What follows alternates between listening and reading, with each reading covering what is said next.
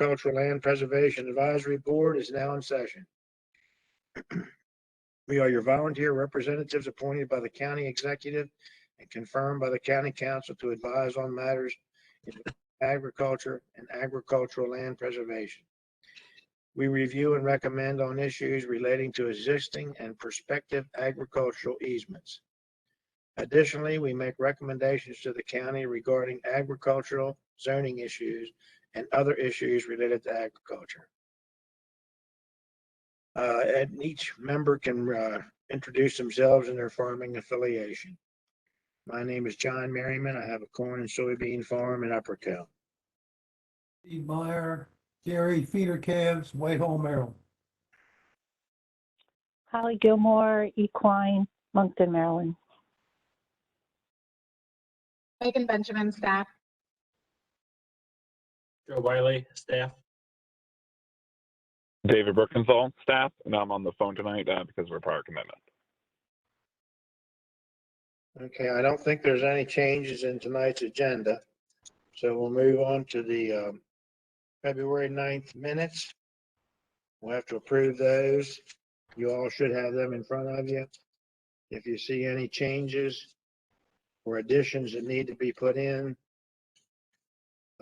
take a minute and I look them over. I've already looked mine over. I wasn't there, so I can't, I don't know whether anything needs to be changed from my point of view. Okay, I move we accept the minutes as presented. Do I hear a second on that?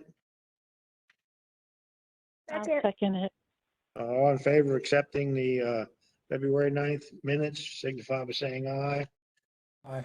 Opposed? Aye. Aye. All right, the minutes are approved. Yeah, And business that I have. Brendan didn't join us in, so. He's online.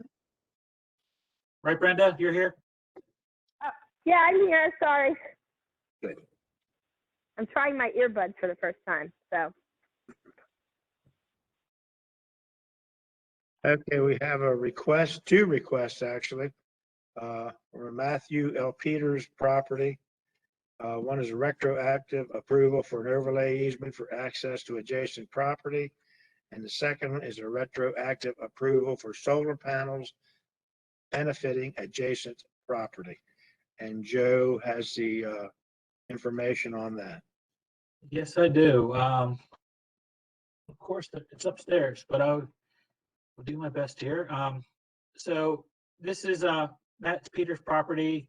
He is online here. I say, let me, hold on. You there, Matt? I am. Can everyone hear me? Yep. Okay. So real quick, I'm just going to go over everything. I'm going to go through this one at a time for the board. Just have you here in case they have questions. So Matt is recently purchased property off of his uncle. This was owned originally by Craig and William Peters.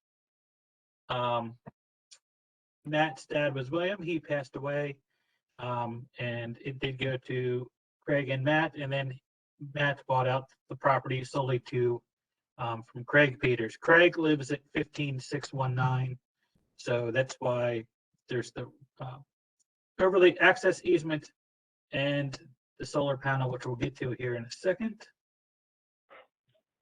So for the first one, the retroactive approval, there was the access, since this was owned by William and Craig. Craig just had his driveway coming in off Yoho Road using the farm road. There was a easement put in place recently. I guess nobody realized that there needed to be prior approval since it was an overlay easement. It is, what is it, 0.284 acres. You can see here on the map, it is this kind of red hashed area. I took an aerial view. You can see the picture here. So here's kind of a blow up map down here in the left-hand corner. Here's the two pictures. And I kind of try to put the property lines on the picture here so you can kind of get an estimate what's out there. It's really just driveway and a couple trees.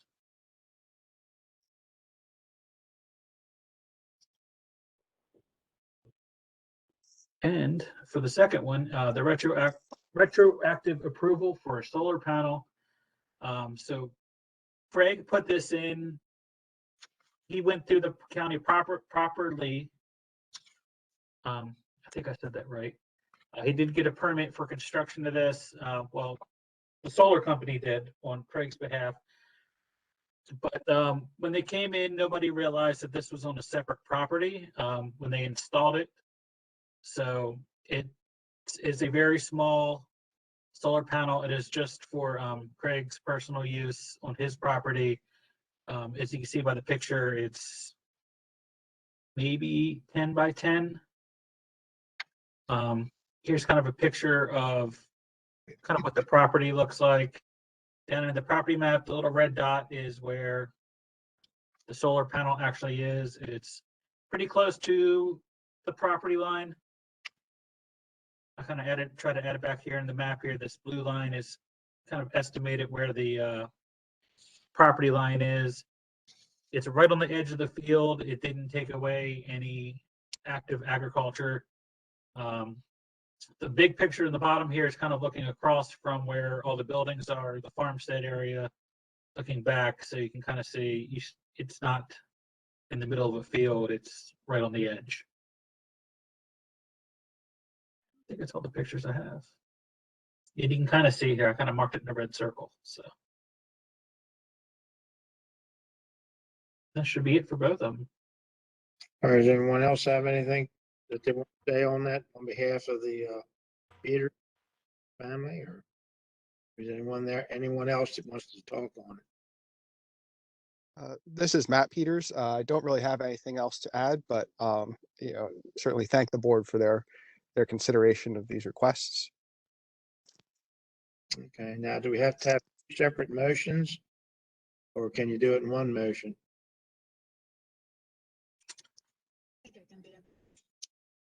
Yeah, what do you think, Megan? Sean? Separate motions might be better. Yeah, let's just do separate motions so everything's clear. Okay. Well, I'll move on the motions. I move for the first motion, which is the retroactive approval for an overlay easement for access to adjacent property. That's the first motion. Second motion, again, retroactive approval of solar panels benefiting the adjacent property. Okay, thank you. I need a second on that.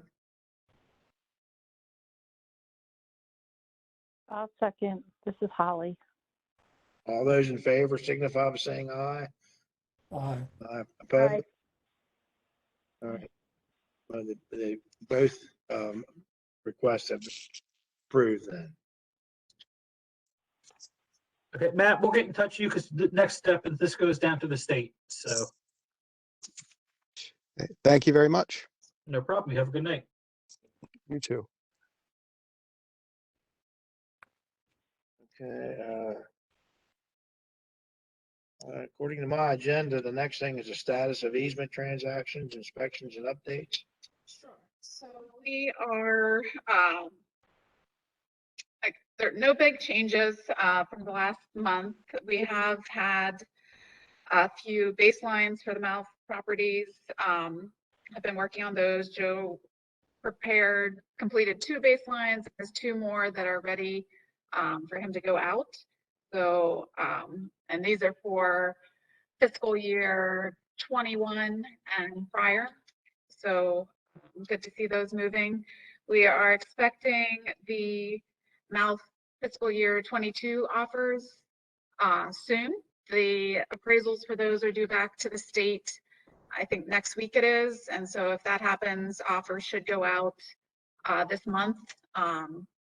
It's possible they could be delayed into April, but we're hoping that will stay on schedule so people know whether they need to or want to apply again for the next cycle. And speaking of that, the next round of both the MALF for the FY23 as well as the county program, both applications are open now. I think we included a copy of the postcard we sent out to a targeted list of folks in your packets so that you could see it. The deadline is April 29th with 2 separate applications, but we can help anyone to get those prepared.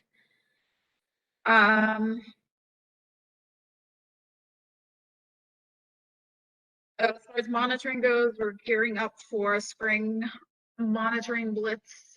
So we'll have mouth list as well as county commitments to inspect and the federal easement. So we'll be getting on that soon to get out and do the monitoring. So all the board members should have received 2 emails. One regarding your financial disclosures for last year. Please, if you haven't done so, please complete that. The deadline, they're due back by April 30th. But if you can get that in sooner rather than later, that would be great. And then you should have also gotten an email regarding the annual ethics training. In the past, we've had trainings as part of our meeting for ethics training. This year, it's an online training video and questions, I think, that you have to answer all electronically, and that is due back May 3rd. So if you have any questions about either of those, let me know or reach back out to who the email originally came from. If you haven't gotten the email, please let me know so that we make sure that you get those. Also included, I guess we sent out an email earlier this month about the ag listening session, March 19th with the county executive at Rosetta Farms. I think John's going, if anyone else. I'm going. Okay, great. I'm going. My son does. Okay, great. And then the only other item to talk about is that we are now able to convene meetings in person again. And so as soon as April, we could meet in person here at the Ag Center and get back to our, we don't have the ability really to do a hybrid situation with that. We don't have the technology here. But we have this space, we can, instead of getting the smaller room, we can use this larger room and meet in person. So I share that and talked with John a bit about it. I'm in favor of it. I think we need to meet face to face. I think it's a lot more conversation goes on, and you know what's going on sometimes better than you can on a small screen. So Yeah, I agree. how you feel, Joe? Think so? I think so, and I think we were also talking about bringing back the field portion also, so visiting the properties prior. David, that way. Ollie and Brenda, how do you feel? I'm okay with it. I can't come in April because I have a meeting at 7:30 and I won't be able to get back in time. Okay. I should be good as long as I don't have a softball game. But I don't usually play on Tuesday. I usually don't. I'm coaching. I usually don't have a game on Wednesday, so I should be good. Okay, great. Well, then we'll meet on April 13th here at the Ag Center. Okay. Okay. Any more miscellaneous information or anything like that we had to cover?